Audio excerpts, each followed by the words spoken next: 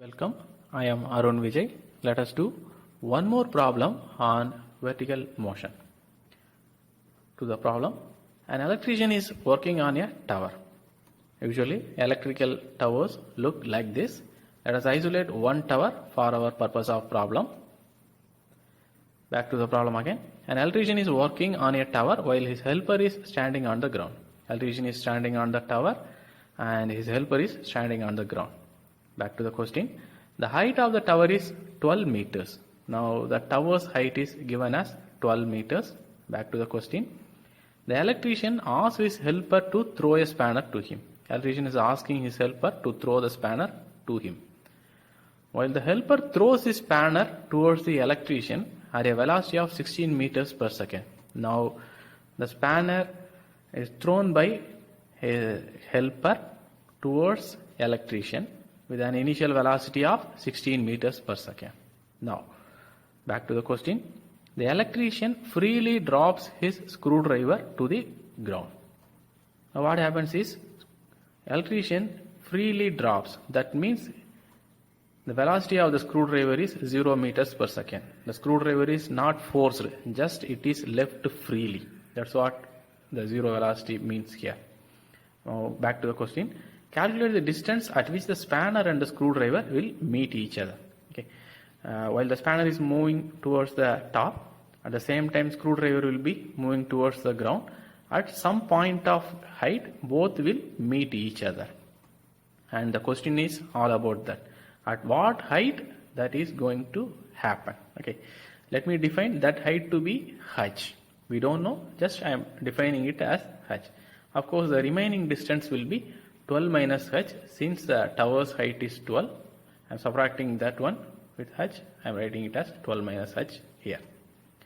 Let me treat the screwdriver based data as part 1 and spanner based part 2b as part 2, so that it will be easy for us to solve the question.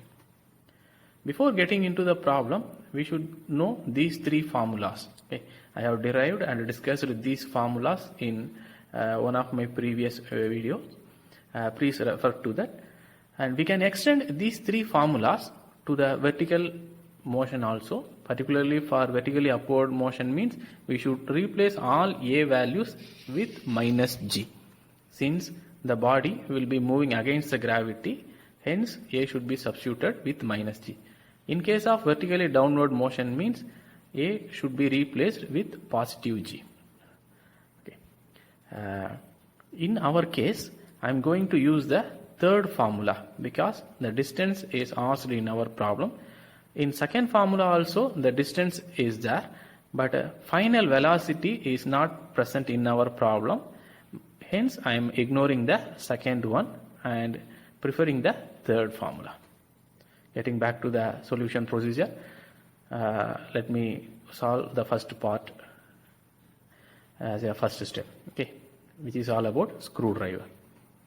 As I have told already, I am extending the formula, rectilinear formula here and modifying with respect to gravity and substituting the given values, we get the equation like this. That is, the distance s is replaced with distance 12 minus h and u is 0 here, and substituting all these things we get the equation like this. And modifying the equation, you will get the equation like this, h in terms of t. Here we didn't get the answer, but we get only a equation. Hence we need to move to the second part, which is also having the h value. Let us discuss the part 2 now. Part 2 is all about the spanner, which is having the initial velocity as 16 meters per second. Extending the same formula to the vertically upward motion of the spanner and modifying with respect to vertical motion, that is, since it is upward motion, I am replacing the a with minus g. And substituting all the given data, we get the equation like this. Here the distance s is replaced with h since it is a distance. So now we get the equation, but we didn't get the solution. So far we get one equation in part 1 and another one equation in part 2. In order to solve, we have to equate these two equations. Now equating these two equations, we get the equation like this. Cancelling the common terms, and solving, we get time as 0.75 seconds. But our ultimate aim is to predict the height. In order to predict the height, either we can use the first equation or the second equation. Here I am going to use the first equation.